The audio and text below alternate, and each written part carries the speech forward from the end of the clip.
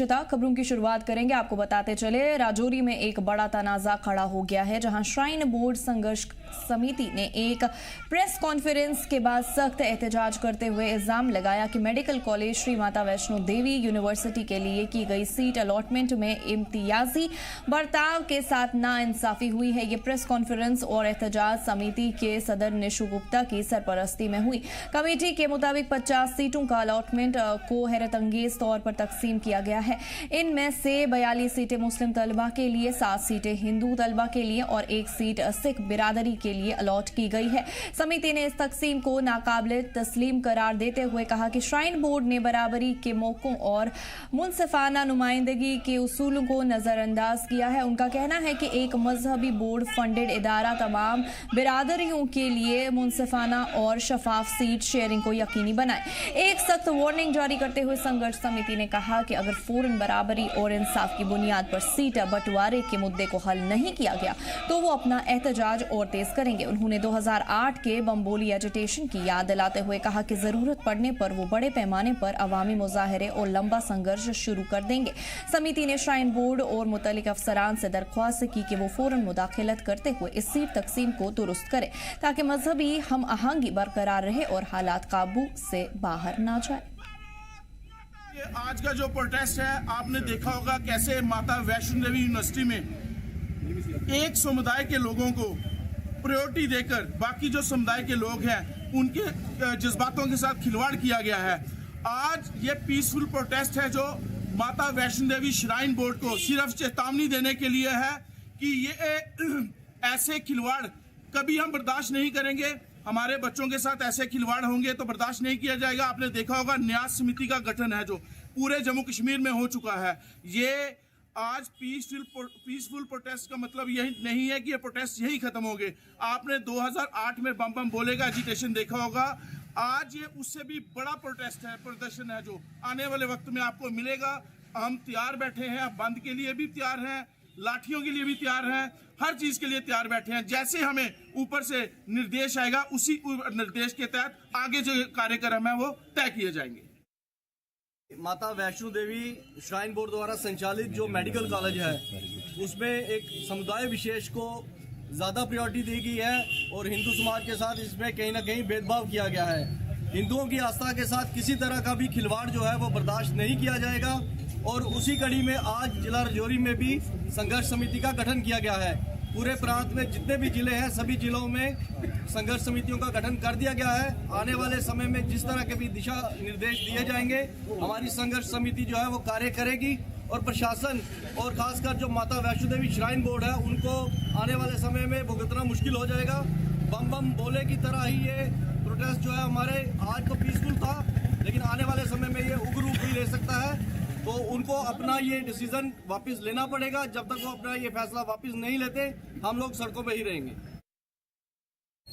1999 में जब ये यूनिवर्सिटी बनी थी तब की राज्य सरकार ने बड़ी ही चालाकी से सेक्शन 6 का प्रयोग करके इस यूनिवर्सिटी को जो हिंदू श्राइन बोर्ड माता वैष्णो देवी के जो नाम से है उसके अंदर दूसरे समुदाय के बच्चों को कैसे घुसाना है इन फ्यूचर में, उसकी रणनीति के तहत जो तब सेक्शन 6 लगी थी आज उसका रिजल्ट 2025 में आप सबके सामने आ रहा है। हमारी जो संघर्ष समिति की आज एक प्रेस कॉन्फ्रेंस भी हुई है और विरोध प्रदर्शन भी हुआ है। सीधे लफ्जों में अमरनाथ श्राइन बोर्ड वैष्णो माता श्राइन बोर्ड को यह सीधे तौर पर चेतावनी है कि अगर जल्द से जल्द हिंदू आस्था के साथ जो खिलवाड़ किया गया उन लोगों द्वारा वो बंद ना हुआ और इस सीटों को रद्द ना किया गया या हिंदू बच्चों को ना दी गई, आने वाले समय में जो भी गंभीर परिणाम होंगे, अगर वो बंद के रूप में आता है या रोड बंद होगी, बाजार बंद होंगे और ये एक आंदोलन जो 2008 ने जम्मू कश्मीर ने देखा था 2008 में, वैसा ही आंदोलन 2025 का भी जम्मू कश्मीर देखेगा। और आप मीडिया वालों के माध्यम से सीधी चेतावनी है श्राइन बोर्ड को कि जल्द से जल्द अपने इस फैसले पर ध्यान देने की जरूरत है ताकि उग्र प्रदर्शन आप लोगों के खिलाफ ना हो सके।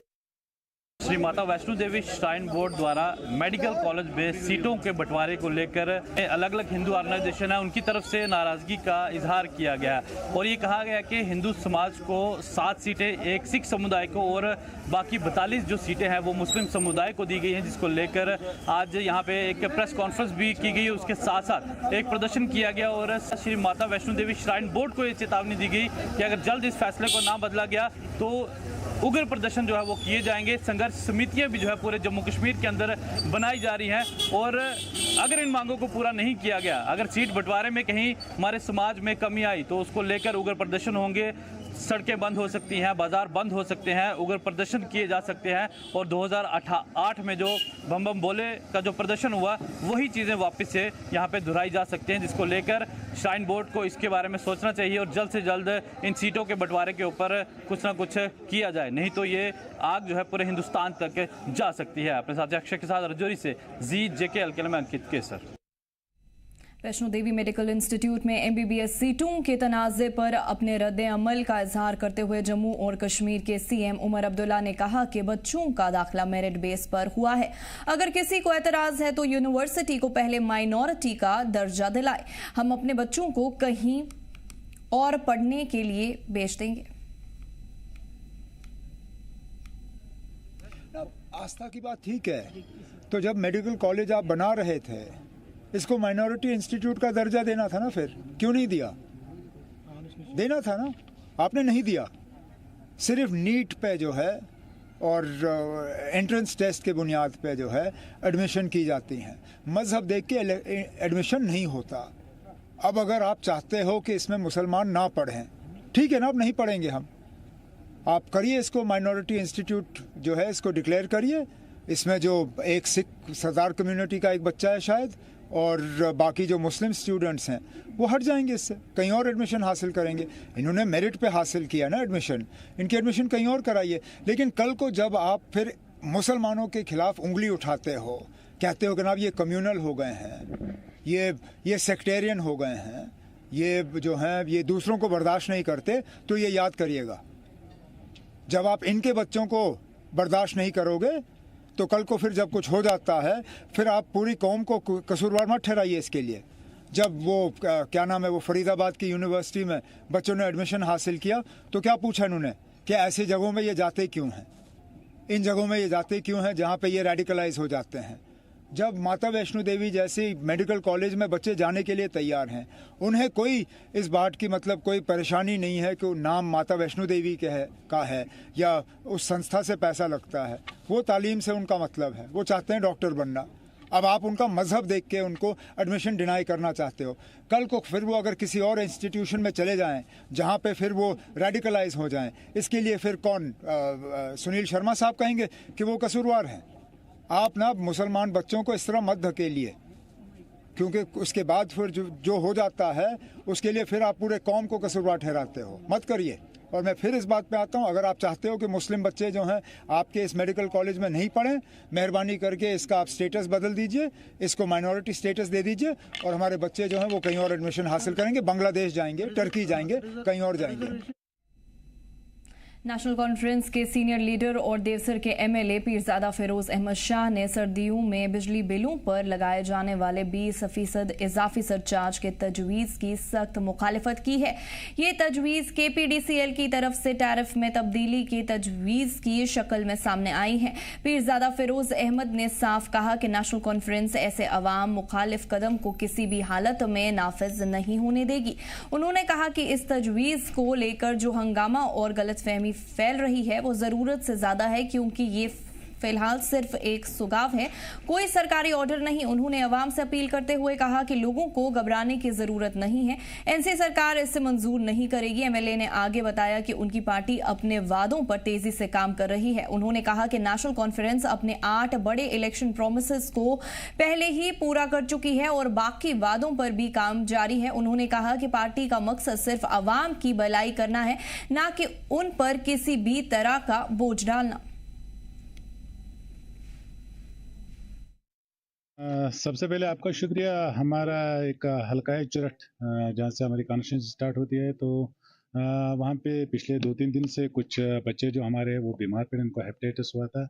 तो उस पे वो कुछ 7-8 बच्चे थे। तो फिर वहाँ पे डॉक्टर की टीम हमने भेजी, सीएमओ साहब भी आए थे, और उसके बाद मैं आज खुद इस इलाके का दौरा हमने किया। मेरे साथ जल शक्ति के हमारे एक्जन साहब भी है, AEE साहब भी है, और डॉक्टर की पूरी टीम आज इस मौके पे पहुंचे हम। तो वहाँ पर हमने पानी के जो सैंपल लिए थे तो वो लगभग ठीक ही आए सारे। तो जो बच्चे बीमार हैं, अल्लाह का लाख लाख शुक्र है कि अब वो भी नॉर्मल हुए, ठीक हुए। लेकिन वहाँ पे पानी का बहुत बड़ा एक मसला था, और उसमें ऑलरेडी एक हमने वहाँ पर मीटिंग की थी। तो उसमें हमने एक यहाँ से एक 14 लाख रुपए हमने उनको पैसे दिए थे, इसमें कि यहाँ पर जो है बोरवेल है, यहाँ से लिफ्ट करके आप जी मीडिया देख रहे हैं। मेरा नाम फयाज जमाल बट है। के लिए मेरे साथ नेशनल कॉन्फ्रेंस के सीनियर लीडर MLA दिवसर और एक यूथ लीडर है, ये पीरजादा फिरोज अहमद शाह। इन्हीं से बात करते हैं। सर, जी मीडिया में आपका खुशामदीद। सबसे पहले आपका शुक्रिया साहब, कल से हमने देखा है कि लोगों में गुस्सा है, नाला है सरकार के खिलाफ, क्योंकि कहा जाता है कि मौजूदा सरकार ने वादा किया था कि 200 यूनिट फ्री बिजली देंगे, लेकिन सरचार्जेस 20% बढ़ाने की बात हो रही है। वैसे सीनियर लीडर क्या कुछ कहना चाहेंगे? देखिए, मैं लोगों से कहना चाहता हूं कि आप परेशान मत हो जाइए, क्योंकि ये एक सिफारिश आई थी जो पूरे मुल्क में, खाली जम्मू कश्मीर के लिए नहीं, पूरे मुल्क के लिए जो सिफारिश आई थी। लेकिन हमने इसमें कल से वाज़ेह किया है, हमारे जितने भी सीनियर लीडर हैं उन्होंने इस पर बयान दिया है कि हम इस सिफारिश को लागू जम्मू कश्मीर में होने नहीं देंगे। हम वादाबंद है लोगों से कि जो ये 20% की बात है, ये हम बिल्कुल इसके खिलाफ है। ये लोगों को गुमराह कर रही है अपोजिशन, क्योंकि अगर कहीं से कोई सिफारिश आई, जब तक सरकार उस पर मोहर ना लगाए, जब तक सरकार उस पर एक आर्डर पास ना हो जाए कि हमने ये बढ़ाया या ना बढ़ाया, तो अपोजिशन का ये काम नहीं है कि वो लोगों को गुमराह करे। अपोजिशन को लोगों को सही बात सामने रखनी चाहिए। लेकिन जिस तरह कल से अपोजिशन ने लोगों को बोला कि इन्हें 20% चढ़ाया, अब ये आया एक सिफारिश है, उसको हमने रिजेक्ट किया है कि नेशनल कॉन्फ्रेंस इस चीज को बढ़ाने के लिए तैयार नहीं है, ना हम बढ़ाएंगे। हमने वादा किया 200 यूनिट फ्री का। जब हमने वादा किया हम 200 यूनिट फ्री देंगे, तो हम बढ़ाएंगे कैसे? यह आपको भी समझना चाहिए, अपोजिशन को भी समझना चाहिए। और मैं आपके वसादत से ये कहना चाहता हूँ कि इंशाल्लाह ताला जो हमारा बजट सेशन होगा, इसके बाद जो हमने वादा किया था 200 यूनिट बिजली का, वो हम इस साल, अगले साल इंशाल्लाह ताला बजट सेशन के बाद लोगों के सामने वो जो हमने वादा किया था वो पूरा करेंगे। हम 200 यूनिट बिजली लोगों को फ्री देंगे। डिलीवरीज के हवाले से मौजूदा सरकार क्या कुछ कर रही है? देखिए, मैं आपको ये कहना चाहता हूँ, जो डिलीवरीज का मसला है ये बहुत बड़ा मसला है और बहुत सीरियस मसला है। लेकिन बदकिस्मती से जिस तरह ये डिलीवरी आज ही डिलीवरी नहीं लगे, जब PDP ने BJP से सरकार बनाई तो उस वक्त उनने भी वादा किया था कि हम डिलीवरी को रुक करेंगे। लेकिन बदकिस्मती से पूरी ताकत और पूरी फुल स्टेट होके, और हमारा जो स्पेशल स्टेटस था वो भी था, और उन्हें BJP से हाथ मिलाया था। उस वक्त PDP ने इनका काम नहीं किया है, और आज PDP मीडिया पे आती है तो ये लोग डिलीवरी का काम नहीं करते। मैं PDP को और आप लोगों को ये कहना चाहता हूँ कि आप थोड़ा सा भरोसा कीजिए। हमने जो वादा किया, हम डिलीवरी का जो मसला है वो हल करेंगे, और आप देखेंगे कि इंशाल्लाह ताला इस बजट सेशन के बाद डिलीवरी का भी मसला हल होगा, जो बिजली का मसला, ये दोनों मसले जो बड़े सीरियस इशू है। इंशाल्लाह ताला नेशनल कॉन्फ्रेंस वादा बंद है, हमने जो लोगों से वादा किया हम पूरा करेंगे। लेकिन बदकिस्मती से वो लोग बात कर रहे हैं जो उस वक्त ये कर सकते थे, उनके पास फुल पावर थी, और उन्हें BJP सेंटर में BJP की सरकार थी और यहाँ वो BJP के साथ थे। लेकिन बदकिस्मती से इन दो जमातों ने उस वक्त इनके बारे में नहीं सोचा, और आज यही लोग आके मीडिया के सामने बयान देते हैं। इनको मैं ये कहना चाहता हूँ, थोड़ा सब्र रखिए। हमने 5 साल के लिए लोगों से मैंडेट मांगे है इन वादों पे, और 1 साल में जितने हमने वादे 8-9 वादे पूरे किए, ये नहीं कहता कि हमने सब कुछ किया है, और जो वादे करने की जरूरत है, और उसमें 4 साल अभी बकाया है। हम ये अपोजिशन जिस तरह बात करे हंसी आती है, जैसे हमने अपना टाइम, हमने पूरा अपना 5 साल मुकम्मल किया, अब हम लोगों के सामने इलेक्शन के लिए वोट मांगने जा रहे हैं, और ये हम पे बयानबाजी करते हैं। 1 साल में अगर हमने कुछ वादे पूरे किए, अगले और 4 साल है जिसमें हमने डिलीवरी की बात की है, बिजली की बात की है, राशन की बात है, वो इन 4 सालों में, और अगले साल जो में बजट सेशन के बाद कुछ बड़े ऐलान 1-2 होंगे जिसमें लोगों को काफी राहत मिलेगी। ये सरकार 4 सालों में, सारे 4 साल मैंने कहा तो 3 साल के अंदर अंदर, 1 साल से पहले जितने भी हमने हमारे वादे हैं वो सब पूरा करके दोबारा हम लोगों के पास जाएंगे अपना रिपोर्ट कार्ड लेके। लेकिन यही मैं उन लोगों से कहना चाहता हूँ, जब आपका दौर आया था आपने, मैं PDP से कहना चाहता हूँ, क्या आपने BJP को रोकने के लिए वोट नहीं मांगे थे? फिर जाके BJP को दावत दी और यहाँ पे सरकार बनाई। हमारा क्या उनके सामने उनका एजेंडा नहीं था? क्या उनका मैनिफेस्टो, BJP का मैनिफेस्टो महबूब जी ने नहीं पढ़ा था? क्या उनने उसमें खुला नहीं लिखा था? जिस दिन हमें जम्मू कश्मीर में हुकूमत आएगी, हम वहां से 370 और 35 हटाएंगे, क्यों उसने उसके साथ ज्वाइन किया? क्यों उसने उसके साथ यहाँ पर हुकूमत बनाई? जबकि उमर अब्दुल्ला साहब ने उसको दावत दी कि हम बाहर से आपको सपोर्ट करेंगे, बीजेपी को रोको, लेकिन पीडीपी ने उस वक्त नहीं माना। आज जो परेशानियां हैं, आज जो नौजवान बेरोजगार है, आज जो हमारे जमीनों पे हमला है, आज जो भी कुछ मुश्किलात है, इसकी जिम्मेदार बीजेपी से ज्यादा पीडीपी है, क्योंकि बीजेपी ने खुला बोला था लेकिन पीडीपी ने धोखे से वार किया। इसलिए इस मुश्किलात, इस परेशानी के अगर कोई जिम्मेदार है वो पीडीपी है। मैं दोबारा आपसे कहना चाहता हूँ, नेशनल कॉन्फ्रेंस वादा बंद है। अगर यहाँ के लोगों को जमीन दी मुफ्त, वो शेर कश्मीर में दी। अगर सौदा दिया, वो शेर कश्मीर ने दिया। अगर दरगाह दिया, वो नेशनल कॉन्फ्रेंस ने दिया। अगर यूनिवर्सिटियां दी, वो नेशनल कॉन्फ्रेंस ने दी। अगर कुछ भी यहाँ बड़ा काम हुआ है, वो नेशनल कॉन्फ्रेंस ने किया। लेकिन दोबारा लोगों को हम ही पे नजर है। जो आजकल मीडिया देखे कहते हैं उसी दरख्त को पत्थर मारा जाता है जिसपे फल होता है। लोगों को हम पे उम्मीद है, वो हम पे डिमांड कर सकते हैं, उनका हक बनता है क्योंकि हम उनके नुमाइंदे। इसमें गुस्सा नहीं आना चाहिए। मैं अपनी तकरीर में इनको कहता हूं, मेरा गला पकड़ लीजिए क्योंकि आपने मुझे वोट दिया है। मेरा गला पकड़ लीजिए, मुझसे काम लीजिए क्योंकि मैं आपका खादिम हूं, लीडर नहीं हूं। मेरा लीडर हजरत मोहम्मद सल्लल्लाहु अलैहि वसल्लम है। मैं उसका गुलाम हूं और उम्मत रसूल सल्लल्लाहु अलैहि वसल्लम की मदद करना चाहते हैं। हम वादा बंद है, जो भी हमने वादे किए आने वाले इन 3-4 सालों में हम एक वादा पूरा करेंगे। दोबारा आपको बुलाकर आपके साथ बयान जरूर। लेकिन यहाँ पे जैसे आपने कहा कि जमहूरियत इसी को कहते हैं, आप कह रहे हैं लोगों को कि आप मेरा गिरेबान पकड़ सकते हैं। पीछे से जब मैं आपसे बात करें, पीछे से एक बुजुर्ग कह रहे हैं कि किसानों को काफी ज्यादा नुकसान पहुंचा है और हमने देखा है। और जब उमर अब्दुल्ला साहब से हमने सवाल किया तो उन्होंने कहा कि आने वाले वक्त में जो है ये मसला हल होगा। लेकिन केसीसी के हवाले से बात करें या दीगर जो कर्जात है किसानों पे, कोई राहत नहीं है। सरकार क्या कुछ किसानों के लिए कर रही है? देखिए, ये आपने बहुत अच्छा सवाल किया है कि जो किसान है इस साल तो बहुत ज़्यादा नुकसान हुआ। चाहे फ्रूट को लीजिए, आज जो भी हमारा यहाँ पर जितनी भी इंडस्ट्री है फ्रूट से रिलेटेड, हर एक, चाहे मैं खुद यहाँ पर काजीगुंड में मैंने देखा जो ट्रकें यहाँ रुकी थी, उसमें जो हमारा फ्रूट था वो सड़ गया। और बारिश इस तरह हुई कि जो फ्रूट पहले पक के नीचे गिर गया, तो उसके वजह से, और फिर रोड के बंद की वजह और से मार्केट भी डाउन है, और मार्केट पूरा डाउन हुआ है। तो उससे जो हमारे जमींदार भाई है जो खासकर फ्रूट के साथ काम करते हैं, इनका बहुत ज्यादा नुकसान है। सरकार ने इस पे ऑलरेडी एक कमेटी बनाई हुई है और जो ये मैं खुद जो उमर अब्दुल्ला साहब यहाँ कुलगाम में आए, एक रिव्यू मीटिंग उस वक्त उन्होंने ली थी, डीसी साहब भी वहाँ पर थे, तो वहाँ पे मैम सेकिनत साहब और भी सारे मिनिस्टर थे।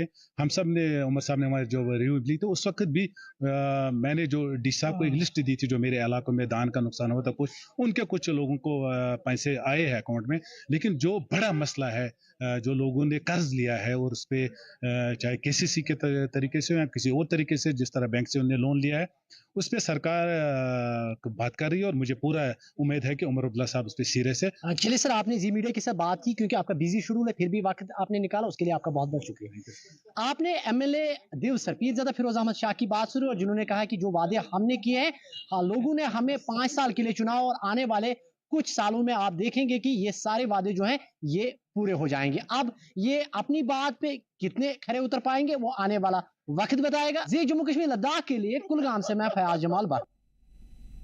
कुपवारा जिले क्रीकराल कुंड में अपनी पार्टी की तरफ से वर्कर्स कन्वेंशन का एहतमाम किया गया। कन्वेंशन में मेहमान खुसूसी के तौर पर पार्टी सदर अल्ताफ बुखारी ने शिरकत की। इस दौरान अल्ताफ बुखारी ने पीएम और होम मिनिस्टर से जम्मू कश्मीर के नौजवानों के साथ प्रोमिस्ड डायलॉग की शुरुआत करने की अपील की। अल्ताफ बुखारी ने कहा कि नौजवान हताश महसूस कर रहे हैं और उन्हें मुस्तकबिल के लिए एक वाज़ेह रोड मैप की जरूरत है।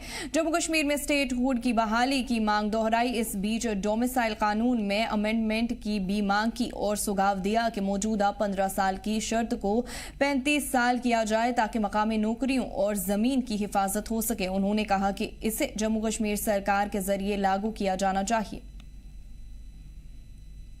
कहा, देखिए, जब आपका एक डॉक्टर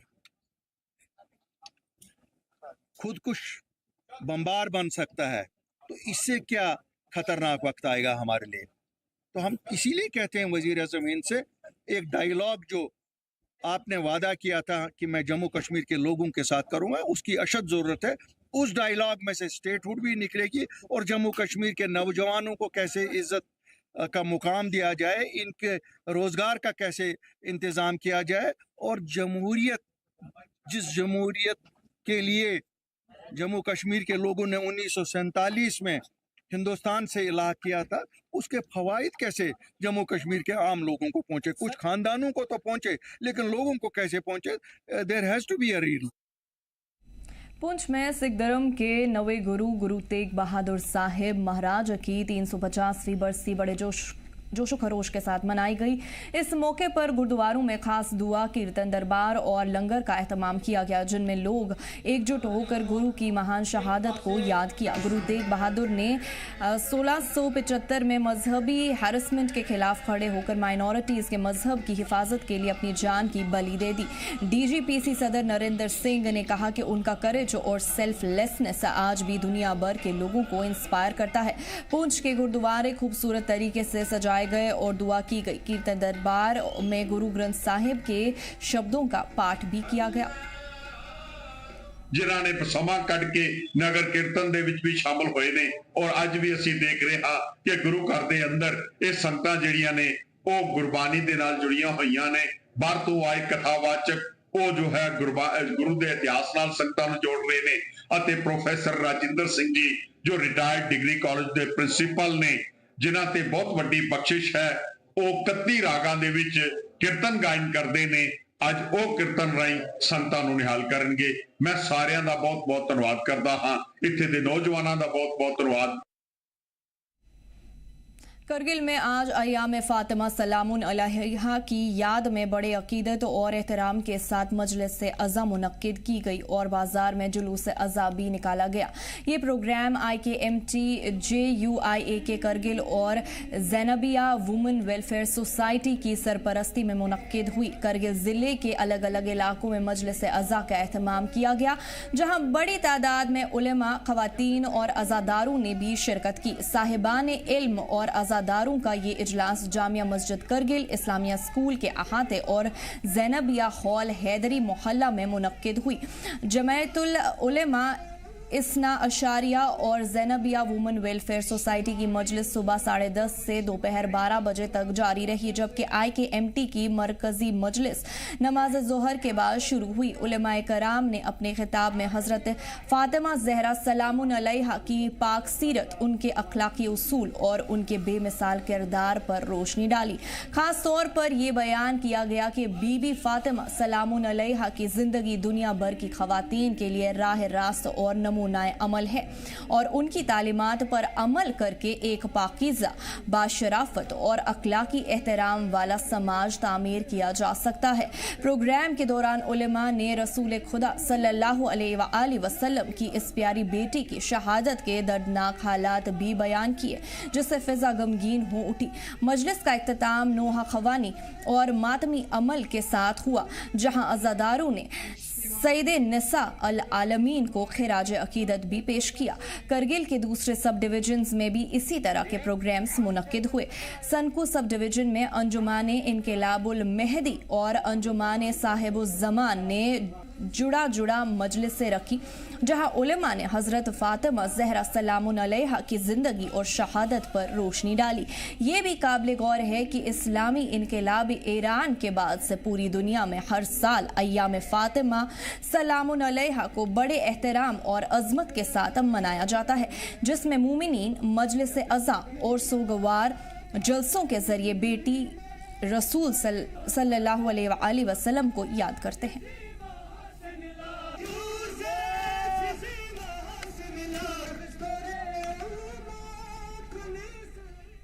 ले में आज अंजुमन इमामिया यूथ विंग ने अय्याम फ़ातिमा सलामुन अलैहा हज़रत फ़ातिमा ज़हरा सलामुन अलैहा की विसाल का दिन मनाया। ये प्रोग्राम इमाम बारगाह चूचोट योकमा में मुनक्किद की गई। इस मौके पर ताबूते जुलूस उलेमा कमेटी से निकल कर इमाम बारगाह चूचोट योकमा तक ले जाया गया, जिसमें 1000 से ज़्यादा अकीदतमंदों ने हिस्सा लिया। प्रोग्राम में अल हज शेख ज़ैनुल आबिदीन सदर मजलिस उलेमा ले और शेख नज़ीर अहमद शरीफी नायब सदर अंजुमाने इमामिया ले ने अकीदतमंदों को खिताब किया और हज़रत फ़ातिमा ज़हरा सलामुन अलैहा की ज़िंदगी पर रोशनी डाली गई।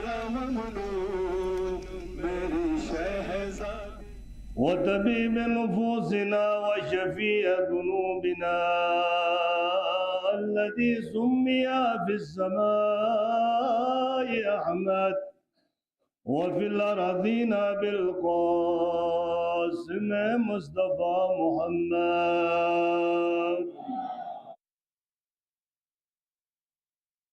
दुनिया की हर ज़िले में और हर जगह पे आज अय्याम फ़ातिमा का मजलिस बर्पा हो रहा है। इसके साथ ही साथ आज इमाम बारगाह चुशुद-ए-उक़बा में अंजुमन इमाम यूथ विंग की तरफ से एक मजलिस का इनेकाद किया गया, जो अंजुमन इमाम यूथ विंग ने पिछले 1 साल से करते आ रहे हैं। इस साल भी हमारा दूसरा साल अय्याम फ़ातिमा मनाते आ रहे हैं। इससे पहले भी अय्याम फ़ातिमा का मजलिस हर जगह पे चलता था, हर मोहल्ले में चलता था, जिसमें हमारी वुमेंस विंग इस प्रोग्राम को इनेकाद करते थे। पिछले 1 साल से इसको डिस्ट्रिक्ट लेवल पे करके अंजुमन इमाम यूथ विंग ने इसको पूरा हैंडल करके आ रहे हैं। आज बहुत सारे लोग इसमें हज़ारों के तादाद में हमारे मोमिनात इसमें शिरकत की थी, जिसमें साथ हमारे ख़वातीन हज़रात भी इसमें जुड़े थे। और आज की इस दिन के मुनासिबत पर हज़रत फ़ातिमा ज़हरा सलामुल्लाह अलैहा के रोज़े शहादत पर हमारे उलमाए दीन ने उन पर रोशनी डाली और उनके हज़रत फ़ातिमा के ज़हरा की ज़िंदगी के बारे में सब लोगों के सामने उन्होंने मैसेज पहुंचाया। हम उम्मीद यही करते हैं कि हज़रत फ़ातिमा ज़हरा सलामुल्लाह अलैहा के जो कहे हुए बातों पर हमारे ख़वातीन हज़रात उस पर अमल करें। और आज एक जुलूस भी निकला गया जो उलमा कमेटी ऑफिस से लेके इमाम बारगाह चुशुद-ए-उक़बा तक, उस जुलूस में एक ताबूत भी हमने निकला गया। साथ ही साथ उसमें हज़ारों की तादाद में लोग उसमें जुड़े थे, ख़वातीन भी उस जुलूस में जुड़े थे। उसके फ़ौरन बाद हमारे मजलिस का इनेकाद हुआ। उम्मीद करते हैं कि आने वाले सालों में भी अंजुमन इमाम यूथ विंग के जवान इस प्रोग्राम को बड़े ज़ोर व शोर से हम करेंगे कि हम सबको ये आज के दिन सबको, पूरे शिया कौम को, पूरे मुस्लिम कौम को आज के दिन हम सबको तस्लीत पेश करते हैं। और हमारे आज के इमाम, हमारे जो पर्दे गैब में है, इमाम ज़मान अजल्लल्लाहु ताला फ़रजहु शरीफ को भी आज की इस मौके पर तस्लीत पेश करते हैं। वस्सलामु अलैकुम वरहमतुल्लाहि वबरकातुहू। पुंछ जिले में शिया कम्युनिटी की तरफ से आज सबील डिस्ट्रीब्यूशन लंगर का भी एहतमाम किया गया, जिसमें बड़ी तादाद में मुकामी लोगों ने शिरकत की। इस मौके पर इस्लामिक स्कॉलर्स ने पैगंबर इस्लाम की प्यारी बेटी हजरत फातिमा सलामुन अलैहा की सीरत और तालीमात को आम किया।